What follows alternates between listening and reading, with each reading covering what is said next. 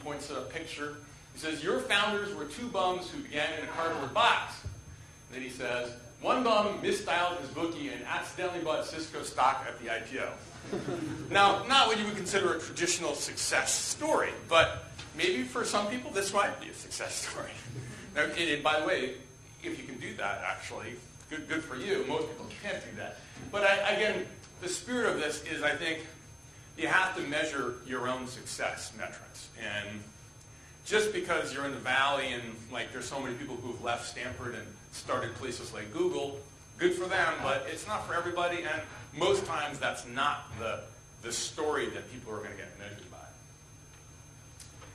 So now, kind of where I'll go for the next bunch of slides here is to talk about kind of some of the tricks of the trade, as I mentioned earlier, that people use to evaluate business opportunities. Now, one that you probably learned if you're a graduate of this place is this idea of 5 forces. Even I was taught when I was in business school a long time ago this thing. It's good. You know, people still use it. I mean, I think consultants still use it. But to be honest with you, when it comes to using this tool for evaluating entrepreneurial opportunities, it's not very useful.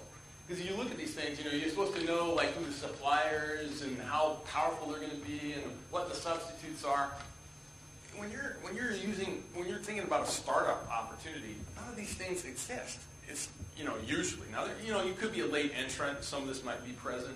But for the most part, you know, a framework like this, while it's great in evaluating businesses that operate in industry sectors that are well understood, for most startups, certainly the kind that I look at as an investor, both institutionally and as an angel investor, this doesn't really help you very much. So you can think about it.